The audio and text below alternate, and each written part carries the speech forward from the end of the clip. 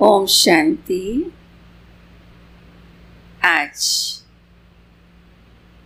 बाबा की हम सब अव्यक्त मुरली सुनेंगे। रिवाइज कोर्स की अव्यक्त मुरली। रिवाइज कोर्स की तारीख है 18 फरवरी 1986 की।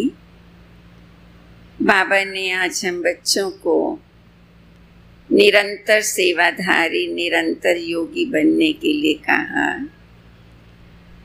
दाता बनो, विधाता बनो, वरदाता बनो। हर एक को सदा देना है, देना है, देना है, यही लक्ष्य रखो।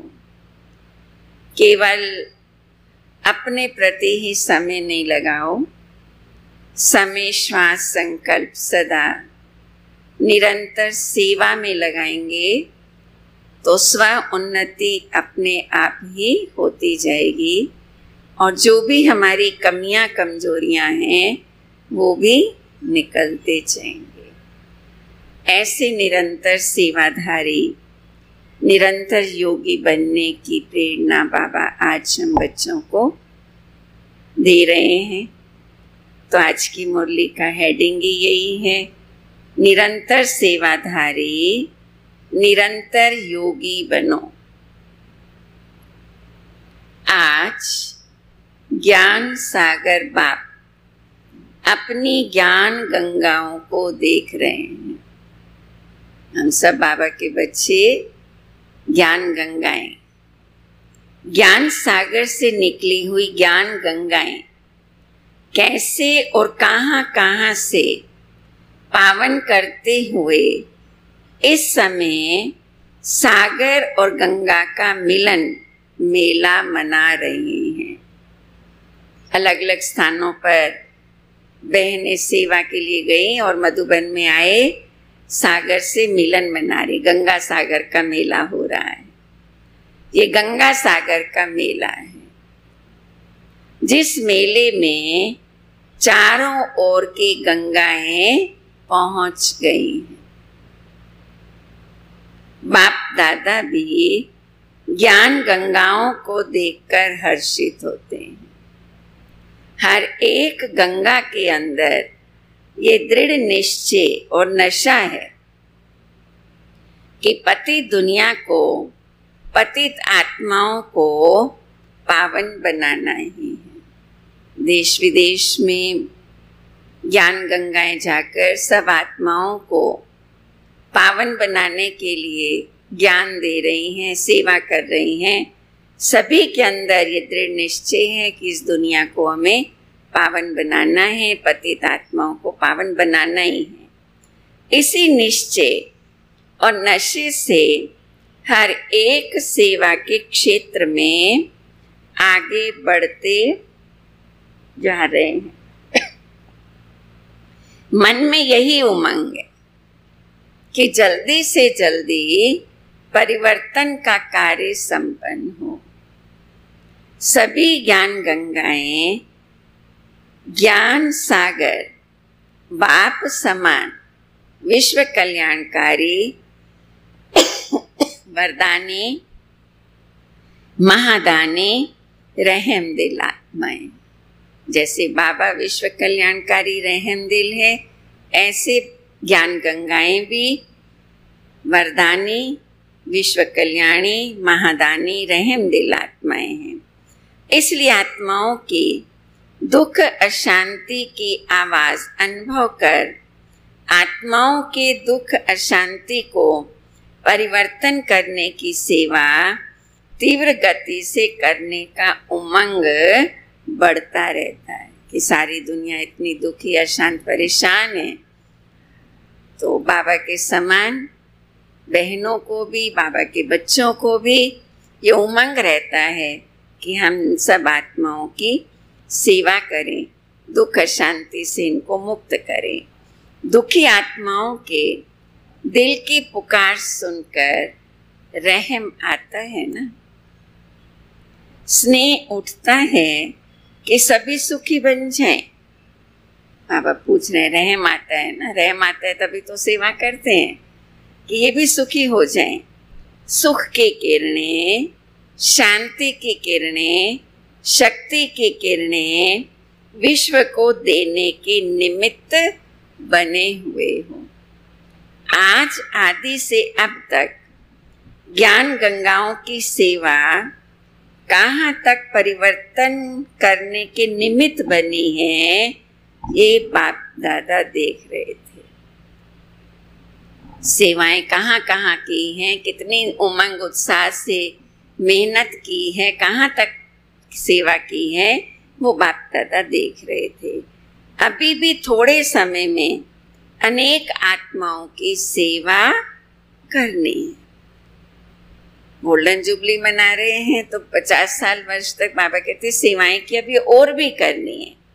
50 वर्षों के अंदर देश विदेश में सेवा का फाउंडेशन तो अच्छा डाला है, सेवा स्थान चारों ओर स्थापन किए हैं, आवाज फैलाने के साधन भिन्न भिन्न रूप से अपनाए।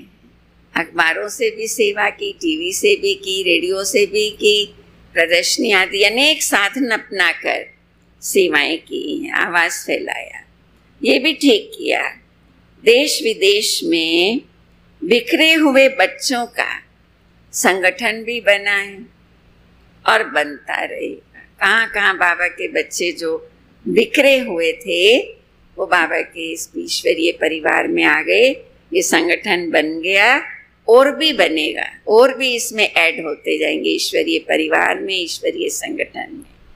अभी और क्या करना है, क्योंकि अभी विधि भी जान गए हो, साधन भी अनेक प्रकार के इकट्ठे करते जा रहे और किए भी हैं। स्वस्थिति, स्व उन्नति, उसके प्रति भी अटेंशन दे रहे हैं और दिला रहे हैं। सेवा भी कर रहे हो, साथ साथ अपनी भी आध्यात्मिक उन्नति कर रहे हो, दूसरों को भी अटेंशन दिला रहे हो। अब बाकी क्या रहा, जैसे आदि में सभी रत्नों ने उमंग उत्साह से तन, मन, धन, समय, संबंध, दिन रात बाप के हवाले अर्थात बाप के आगे समर्पण किया। आदि में यज्ञ की जब बाबा ने स्थापना की तो हमारे वरिष्ठ दादी दादियों ने अपना तन, मन, धन, संकल्प सब कुछ बाबा को समर्पण कर दिया, दिन रात सेवा में लग गए।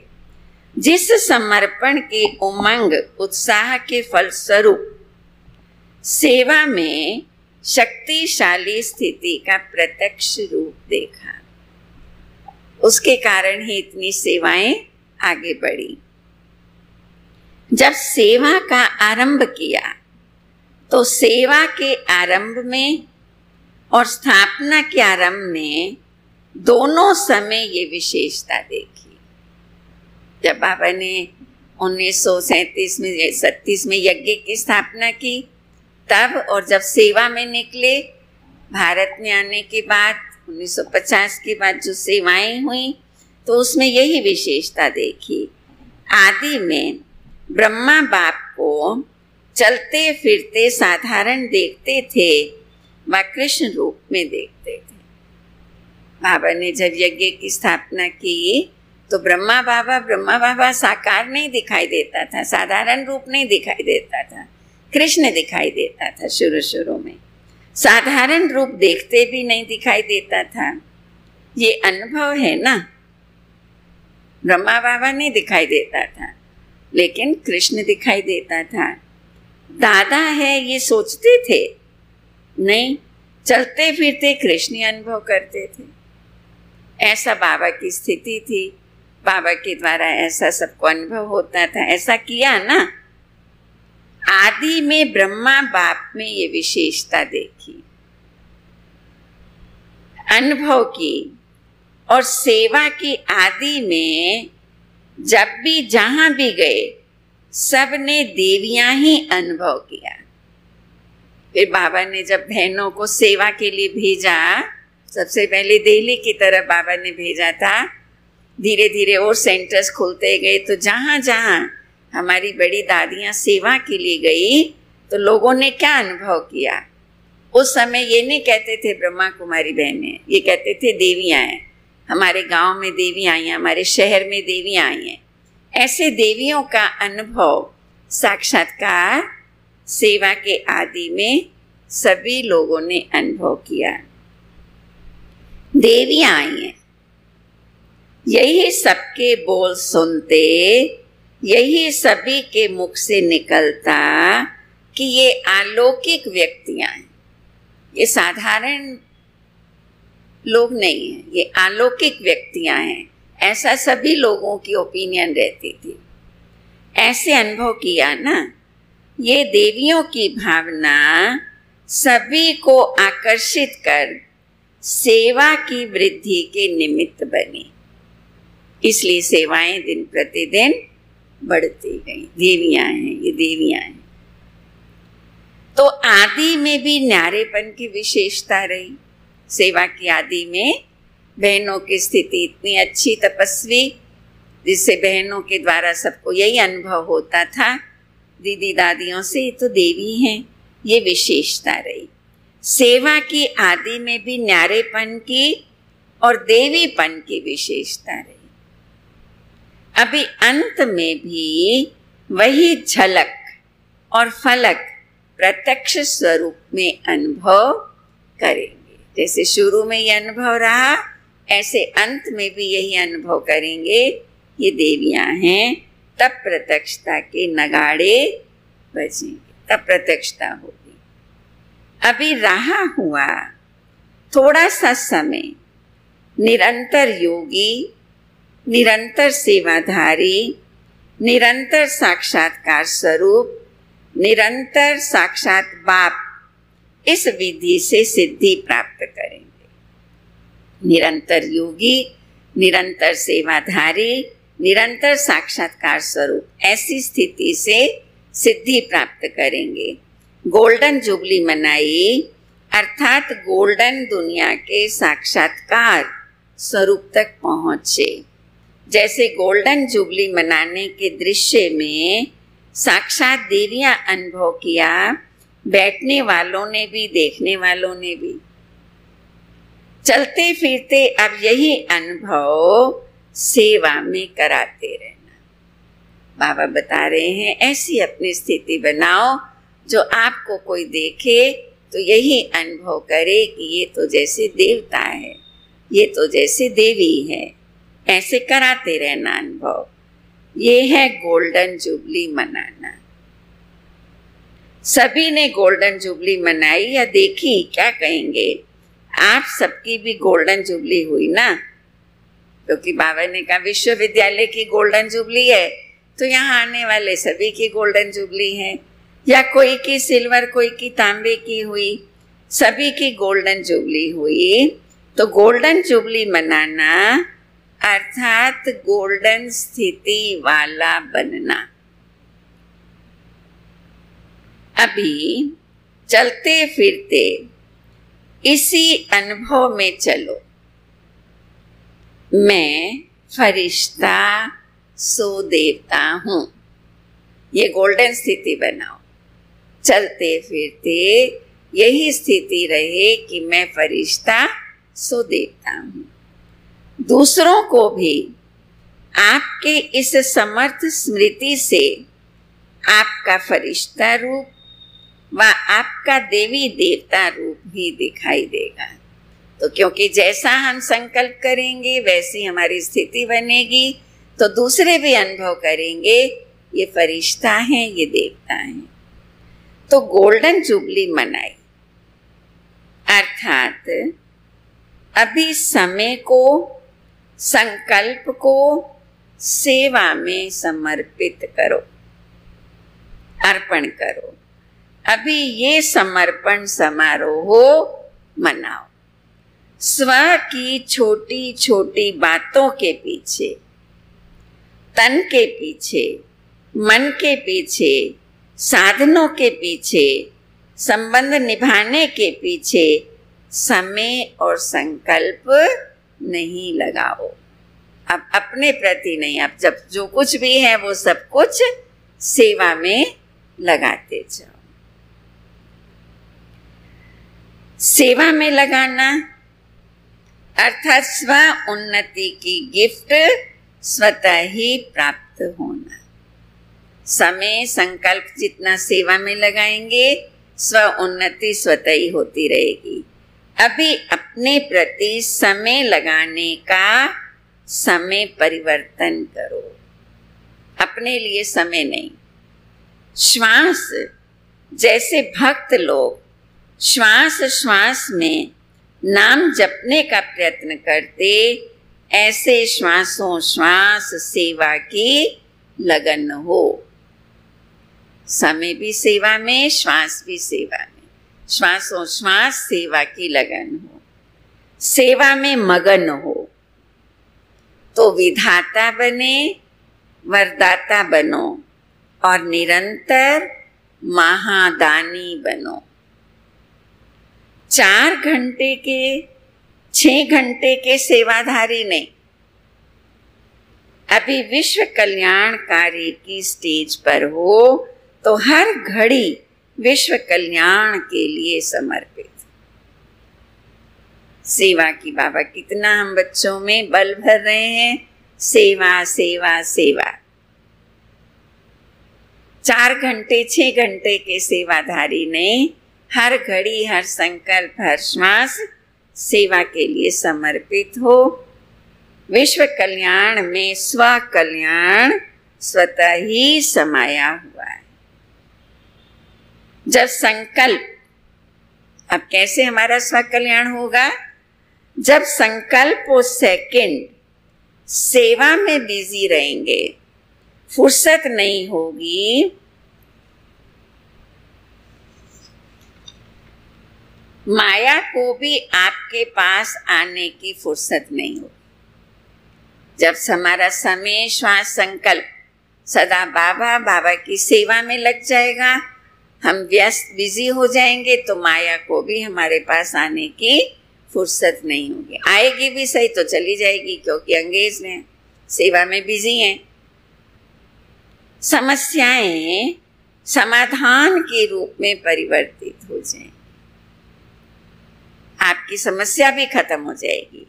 समाधान स्वरूप श्रेष्ठ आत्माओं के पास समस्या आने की हिम्मत नहीं रख सकते। जैसे शुरू में सेवा में देखा, देवी रूप शक्ति रूप के कारण आए हुए पतित दृष्टि वाले भी परिवर्तित होकर पावन बनने के जिज्ञासु बन जाते। ये बाबा शुरू शुरू के अनुभव सुना रहे हैं। जब सेंटरों की स्थापना हुई तो बहनों के पास कोई ऐसी विकारी दृष्टि वाले भी मनुष्य आते थे, लेकिन दादियों के द्वारा उनको देवी रूप का साक्षात्कार होता था, दुर्गा का, काली का, अम्बा का साक्षात्कार हो जाता था और वो आत्माएं भी परिवर्तित हो जाती थी। आई तो विकारी भावना से थी, लेकिन आकर के निर्विकारी बन गई और ही बाबा के बच्चे बन गए, जिज्ञासु बन गए। जैसे पतित परिवर्तन हो, आपके सामने आए और परिवर्तन हो गए। ऐसे समस्या आपके सामने आते समाधान के रूप में परिवर्तित हो जाए। अभी अपने संस्कार परिवर्तन में समय नहीं लगाओ। विश्व कल्याण की श्रेष्ठ भावना से श्रेष्ठ कामना के संस्कार इमर्ज करो, तो हमारे पुराने पतित संस्कार अपने आप ही खत्म हो जाएंगे। इस श्रेष्ठ संस्कार परिवर्तन में समय नहीं गवाओ। इस श्रेष्ठ संस्कार के आगे हद के संस्कार स्वतः ही समाप्त हो जाएंगे। आप तो विश्व कल्याण के संस्कार इमर्ज करो तो हमारे पुराने संस्कार स्वतः ही समाप्त हो जाएंगे। अब युद्ध में समय नहीं गवाओ। विजयपन के संस्कार इमर्ज करो। दुश्मन विजयी संस्कारों के आगे स्वतः ही भस्म हो जाएगा। इसलिए कहा तन मन धन निरंतर सेवा में समर्पित करो। सेवा सेवा सेवा सेवा, चाहे मनसा सेवा करो, चाहे वाचा करो, चाहे कर्मणा करो, लेकिन सेवा के सिवाय और कोई समस्याओं में नहीं चलो। दान दो, वरदान दो तो स्व का ग्रहण स्वतः ही समाप्त हो जाएगा।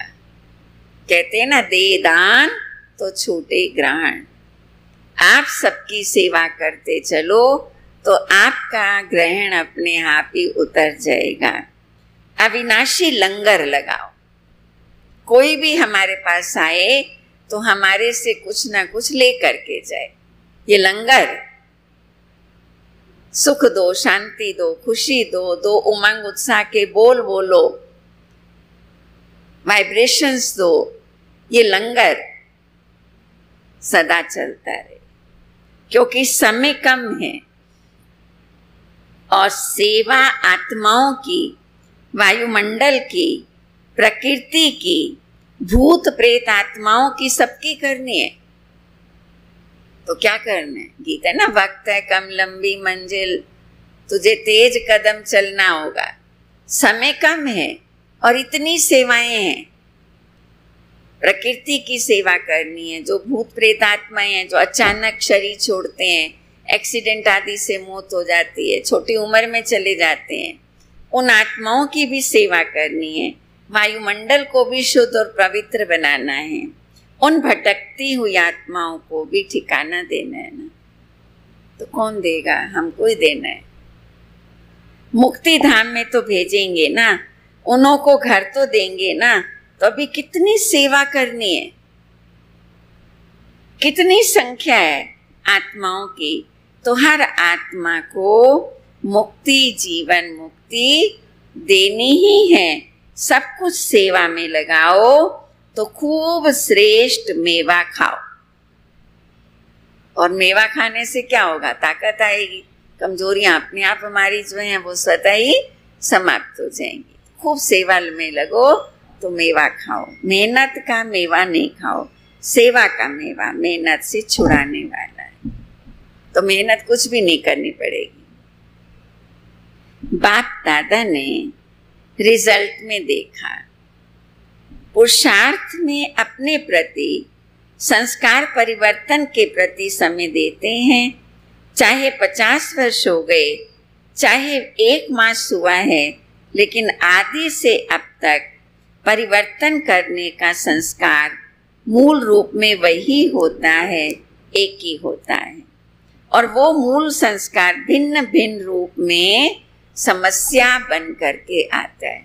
चाहे 50 साल से ज्ञान में चल रहे हैं या 1 महीने के बाबा के बच्चे हैं, एक मूल संस्कार जो हमारे सामने समस्या बन करके आता है। मानो दृष्टांत के रूप में किसका?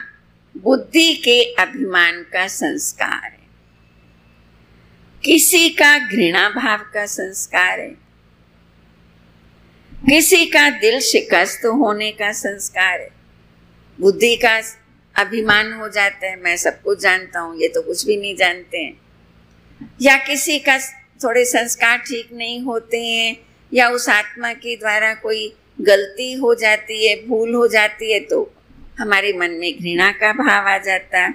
या दिल शिकस्त होने का संस्कार है, मैं तो नहीं कर सकती, बाबा तो कहते हैं ऐसा करो ऐसा करो, बच्ची भाषण करो, मैं नहीं कर सकती हूँ। तो ये इन्फीरिटी कॉम्प्लेक्स भी कभी कभी आ जाता है। संस्कार वही आदि से अंत तक भिन्न भिन्न समय पर इमर्ज होता रहता। चाहे 50 वर्ष लगा है, चाहे 1 वर्ष लगा है, तो इस कारण उस मूल संस्कार को जो समय प्रति समय भिन्न भिन्न रूप से समस्या बनकर आता है, उसमें समय भी बहुत लगाया, शक्ति भी बहुत लगाई। अब शक्तिशाली संस्कार दाता विधाता वरदाता का इमर्ज करो। तो ये सब संस्कार अपने आप ही हमारे खत्म हो जाएंगे। अब कौन सा संस्कार इमर्ज करो? मैं विधाता हूँ, वरदाता हूँ। तो ये महासंस्कार कमजोर संस्कार को स्वतः ही समाप्त कर देंगे। चाहे दिल शिकस्त होने के संस्कार हैं, या बुद्धि के अभिमान का संस्कार है, या कोई घृणा नफरत आदि के संस्कार हैं, ये महासंस्कार विधाता वरदाता का अपने अंदर भरेंगे तो वो पुराने संस्कार अपने आप ही समाप्त हो जाएंगे। अभी संस्कार को मारने में समय नहीं लगा। सहज तरीका बाबा ने आज बताया, बस बिजी हो जाओ सेवा में। लेकिन सेवा के फल से, फल की शक्ति से स्वतः ही मर जाएगा। सेवा के फल से वो पुराना संस्कार मर जाएगा। जैसे अनुभव भी है कि अच्छी स्थिति से जब सेवा में बिजी रहते हो तो सेवा की खुशी से उस समय तक समस्याएं स्वतः ही दब जाती हैं। ये बाबा के कई बच्चों के अनुभव भी हैं कि सेवा में लगने से वो संस्कार, वो समस्या खत्म हो जाती है, क्योंकि समस्याओं को सोचने की फुर्सत ही नहीं है, व्यर्थ में जाने का समय ही नहीं है। तो हर सेकेंड, हर संकल्प सेवा में बिजी रहेंगे तो समस्याओं का लंगर उठ जाएगा, किनारा हो जाएगा। आप औरों को रास्ता दिखाने के, बाप का खजाना देने के निमित्त सहारा बनो। बाबा का सहारा दो, अनेक आत्माओं को रास्ता दिखाओ, तो कमजोरियों का किनारा स्वतः ही हो जाएगा।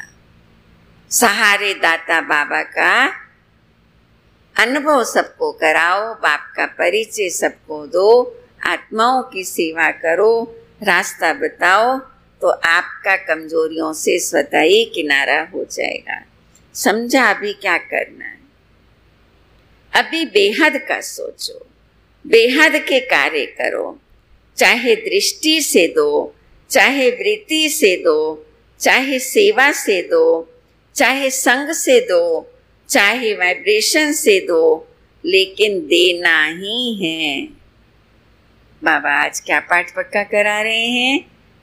वरदानी बनकर सदा देते रहो, चाहे दृष्टि से दो, चाहे वाणी से दो, वाइब्रेशन से दो, देते रहो, देते रहो, देना देना देना देना। वैसे भी भक्ति में ये नियम होता है, कोई भी वस्तु की कमी होती है तो कहते हैं ना, दान करो। किसी के पास धन नहीं होता है, किसी के पास और कुछ वस्तुओं की कमी होती है, तो वे पंडित लोग बताते हैं इस चीज का दान करो। किसी को दही अच्छा नहीं लगता है तो पंडित कहते हैं इससे दही का दान कराओ। कोई माताएं कहती है हमारा बच्चा फल फ्रूट नहीं खाता, तो पंडित लोग कहते फल का दान कराओ। तो ये नियम है, जो चीज दोगे वो चीज आपके पास जरूर आएगी। तो आप जब दूसरों की सेवा करने लग जाओगे तो आपकी कमियां कमजोरियां अपने आप ही समाप्त हो जाएंगी। वैसे भी भक्ति में नियम होता है, कोई भी वस्तु की कमी होती कहते दान करो। दान करने से देना लेना हो जाता है। समझा गोल्डन जुबली क्या है? सिर्फ मना लिया ये नहीं सोचो, सेवा के 50 वर्ष पूरे हुए, अभी नया मोड़ लो, छोटा बड़ा, एक दिन का व 50 वर्ष का, सब समाधान स्वरूप बनो। और समाधान बाबा ने क्या बताया? सेवा। समझा क्या करना है? वैसे भी 50 वर्ष के बाद जीवन परिवर्तन होता है। गोल्डन जुबली मनाना अर्थात परिवर्तन जुबली, संपन्न बनने की जुबली मनाना। अच्छा, सदा विश्व कल्याणकारी, समर्थ रहने वाले, सदा वरदानी महादानी स्थिति में स्थित रहने वाले, सदा स्व की समस्याओं को औरों के प्रति समाधान स्वरूप बन सहज समाप्त करने वाले, हर समय हर संकल्प को सेवा में समर्पण करने वाले ऐसे रियल गोल्ड विशेष आत्माओं को, बाप समान श्रेष्ठ आत्माओं को बाप दादा का याद, प्यार और नमस्ते। तो ये बाबा की मुरली हम सब ने सुनी। निरंतर सेवाधारी, निरंतर योगी बनकर सबको देते जाना है। गोल्डन जुबली के आदि रत्नों से बाप दादा की मुलाकात। ये विशेष खुशी सदा रहती है कि आदि से हम आत्माओं का साथ रहने का और साथी बनने का विशेष पाठ है। बाबा के सामने हमारी पुरानी दादियाँ बैठी हैं, तो बाबा कह रहे हैं आप सबको विशेष खुशी रहती है ना कि जब से बाबा ने यज्ञ की स्थापना की, आदि से अभी तक हम विशेष बाबा के साथ पाठ बजा रहे हैं, साथ भी रहे। फिर जहाँ तक जीना है वहाँ तक स्थिति में भी बाप समान साथी बन कर के रहना है। तो साथ रहना और साथी बनना, बाबा के साथ रहना है और बाबा का साथी बनना है। विशेष वरदान आदि से अंत तक का मिला हुआ है। स्नेह से जन्म हुआ, ज्ञान तो पहले नहीं था, स्नेह से ही पैदा हुए। हम सब बच्चों को बाबा एक बात में फुल पास करते हैं, स्नेह में सभी बच्चे पास हो, क्योंकि हम सब का जन्म कैसे हुआ? बाबा के स्नेह से हुआ। ज्ञान तो बाद में हमें समझ में आता है, लेकिन बाबा से जो प्यार मिला, बाबा के ईश्वरीय परिवार से, दीदी दादियों से जो प्यार मिला, उसी से जन्म हुआ। जिस स्नेह से जन्म हुआ वही स्नेह सभी को देने के लिए विशेष निमित्त हो। बाबा से लिया हमने स्नेह प्यार, फिर हमें दूसरों को देना है। जो भी सामने आए, विशेष आप सबसे बाप के स्नेह का अनुभव करें। आप में बाप का चित्र और आपकी चलन से बाप का चरित्र दिखाई दे। क्या स्थिति हो हमारी? जैसे बाबा से हमको स्नेह मिला, ऐसे हम दूसरों को स्नेह दें, हमारे में बाबा दिखाई दे, हमारी चलन में बाबा का चरित्र दिखाई दे। अगर कोई पूछे कि बाप के चरित्र क्या हैं, तो आपकी चलन चरित्र दिखाए, क्योंकि स्वयं बाप के चरित्र देखने और साथ साथ चरित्र में चलने वाली आत्माएं आपके चरित्रों को देखकर, आपकी चलन को देखकर सब बाबा का अनुभव करें।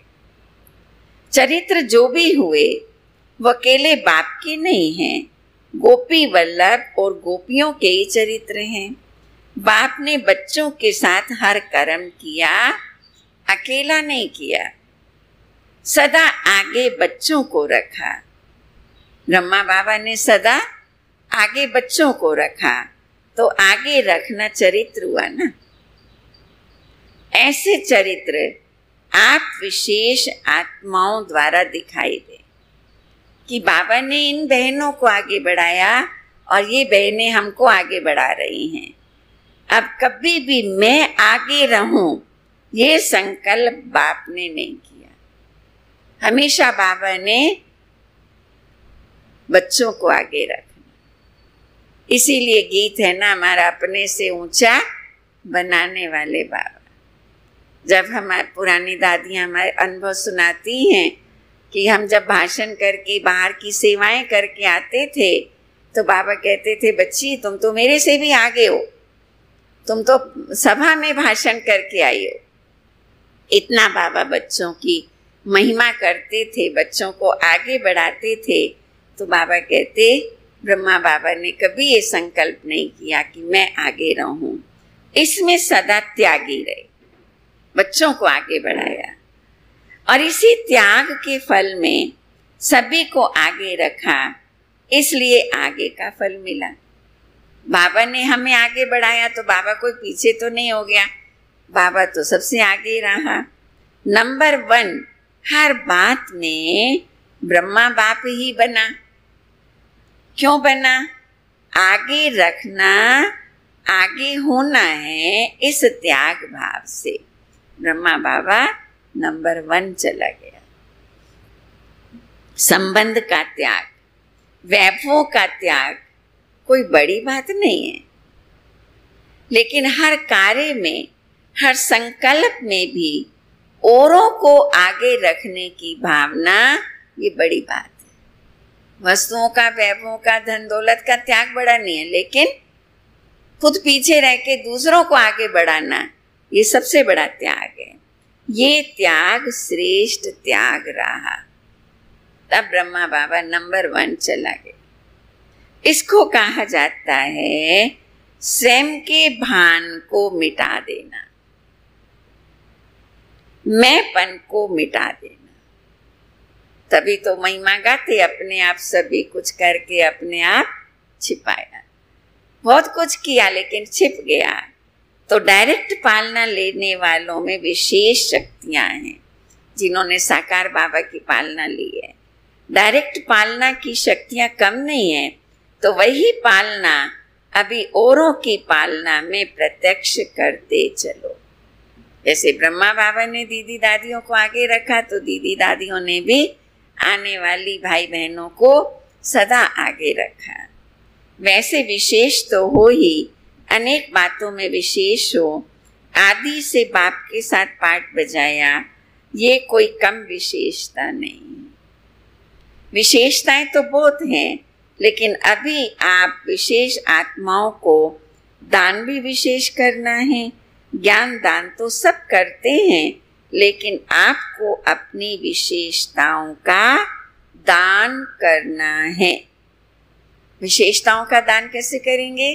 कि जो विशेषताएं, जो गुण हैं, वो हमारे जीवन में दूसरों को दिखाई दें। इसको बाबा कहते हैं गुणदान करना, विशेषताओं का दान करना। ज्ञान तो दुनिया में सुनाने वाले, अच्छी अच्छी बातें सुनाने वाले भी बहुत हैं, लेकिन वो अच्छी बातें, वो गुण, वो विशेषताएं हमारे जीवन में हो और हमको देखकर दूसरे भी ऐसा बन जाएंगे, ये है सबसे बड़ी सेवा।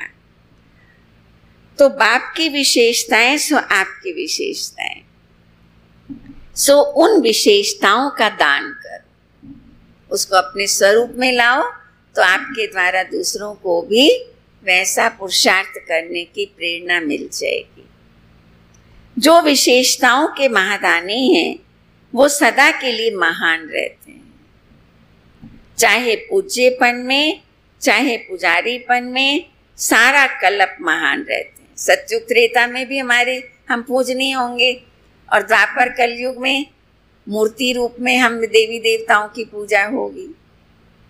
जैसे ब्रह्मा बाप को देखा, अंत में भी कलयुगी दुनिया के हिसाब में भी महान रहना, तो आदि से अंत तक ऐसा महादानी महान रहता है। अच्छा, आपको देखकर सब खुश हुए, तो खुशी बांटी ना, बहुत अच्छा मनाया, सबको खुश किया और सब खुश हुए। बाप दादा विशेष आत्माओं के विशेष कर्तव्य पर हर्षित होते हैं। स्नेह की माला तो तैयार है ना, पुरुषार्थ की माला, संपूर्ण होने की माला, वो तो समय प्रति समय प्रत्यक्ष हो रही है। जितना जो फरिश्ता संपूर्ण अनुभव होता, वो समझो माला मणका माला में पिरोता जाता है। जितना हम फरिश्ता स्वरूप की स्थिति में रहेंगे, माला के मणके बनते जाएंगे, तो वो समय प्रति समय प्रत्यक्ष होते रहते हैं। लेकिन स्नेह की माला तो पक्की है ही है। स्नेह में तो हम सब बाबा के बच्चे पास हैं। स्नेह के माला के मोती सदा अमर है। जिनको बाबा से स्नेह है वो सदा अमर है, माना वो तो सदा बाबा के बन के ही रहते हैं, अविनाशी हैं। स्नेह में तो सभी पास मार्क्स लेने वाले, सबको बाबा नंबर देता है, सभी स्नेह में पास हो, सबको बाबा से प्यार है, बाबा के कार्य से प्यार है, बाकी समाधान स्वरूप की माला तैयार होनी। संपूर्ण अर्थात समाधान स्वरूप, जैसे ब्रह्मा बाप को देखा, समस्या ले जाने वाला भी समस्या भूल जाता था। जब ब्रह्मा बाबा से मिलने जाते थे, बच्चे अपने अनुभव सुनाते हैं कि बाबा से ये प्रश्न पूछेंगे, ये प्रश्न पूछेंगे, बाबा से ये समस्या बताएंगे बाबा को, बाबा इसका समाधान कैसे करें। लेकिन जब बाबा के सामने जाते थे तो सब बातें भूल जाते थे। क्यों? क्योंकि बाबा की स्थिति इतनी पावरफुल थी, इतनी आत्मिक स्थिति, अव्यक्त स्थिति थी कि बाबा के सामने जाते हम भी अपनी देह को भी भूल जाते थे, बातों को भी भूल जाते थे। क्या लेके आया और क्या लेके गया, ये अनुभव किया ना। समस्या की बातें बोलने की हिम्मत ही नहीं रही। क्यों? क्योंकि संपूर्ण स्थिति के आगे समस्या जैसे कि बचपन का खेल अनुभव करते थे। अरे तो कुछ भी, कोई भी बड़ी बात थोड़ी है, तो छोटी सी बात में मैं कहाँ अटक गई थी। अपने आप ही बाबा की स्थिति से, बाबा की वाइब्रेशन से समाधान हो जाता था, समाप्त हो जाती थी। इसको कहते हैं समाधान स्वरूप। बाबा के पास जाते ही प्रश्नों का उत्तर मिल जाता था, समस्याओं का समाधान हो जाता था। एक एक समाधान स्वरूप हो जाए तो समस्याएं कहाँ जाएंगी। तो जैसे ब्रह्मा बाबा ने अपनी स्थिति ऐसी बनाई, बाबा कह रहे हैं आप बच्चों को भी अपनी स्थिति ऐसी बनानी है। आधा कल्प के लिए विदाई समारोह हो जाएगा। तो ये समस्याएं, ये कमजोरियां आधा कल्प के लिए विदाई ले लेंगी। अभी तो विश्व की समस्याओं का समाधान ही परिवर्तन है। अभी केवल अपने में थोड़ी लगे रहना है, विश्व की समस्याओं का समाधान करना है। तो क्या गोल्डन जुबली मनाई? मोल्ड होने की जुबली मनाई। जो मोल्ड होता है वो जिस भी रूप में चाहो उस रूप में आ जाता है। रियल गोल्ड मोल्ड हो जाता है। मोल्ड होना अर्थात सर्व का प्यारा बनना। सबकी नजर फिर भी निमित्त बनने वालों पर रहती है, क्योंकि हम निमित्त बहने ही, निमित्त भाई ही दूसरों के लिए एक एग्जाम्पल बन जाते हैं। इसलिए हमको अपनी स्थिति को इतना श्रेष्ठ बना के रखना है, क्योंकि निमित्त बनने वालों पर सबकी नजर रहती है। अच्छा, आज की मुरली का वरदान है, श्रेष्ठता के आधार पर समीपता द्वारा कल्प की श्रेष्ठ प्रारब्ध बनाने वाले विशेष पाठधारी भव। श्रेष्ठता के आधार पर समीपता द्वारा कल्प की श्रेष्ठ प्रारब्ध बनाने वाले विशेष पाठधारी भव। इस मर्जीवा जीवन में श्रेष्ठता का आधार दो बातों पर है, सदा परोपकारी रहना और दूसरा बाल ब्रह्मचारी रहना। जो बच्चे इन दोनों बातों में आदि से अंत तक अखंड हैं, किसी भी प्रकार की पवित्रता अर्थात स्वच्छता बार बार खंडित नहीं हुई है। सदा परोपकारी और बाल ब्रह्मचारी माना पवित्रता कभी भी खंडित नहीं हुई है, तथा विश्व के प्रति और सर्व ब्राह्मण परिवार के प्रति जो सदा उपकारी हैं, ऐसे विशेष पाठधारी बाप दादा के सदा समीप रहते हैं। जो सदा परोपकारी हैं और सदा स्वच्छता पवित्रता में पक्के रहने वाले बाबा के बच्चे हैं, वो सदा बाबा के समीप रहते हैं और उनकी प्रारब्ध सारे कल्प के लिए श्रेष्ठ बन जाती है। स्लोगन है, व्यर्थ संकल्प हैं तो दूसरे सब खजाने भी व्यर्थ हो जाते हैं। व्यर्थ संकल्प है तो उस दिन बाबा ने बताया खुशी गायब हो जाती है, उदास हो जाते हैं। और आज बाबा बता रहे हैं व्यर्थ संकल्पों से दूसरे सब खजाने भी व्यर्थ हो जाते हैं। इसलिए व्यर्थ संकल्पों से हमको मुक्त होना है।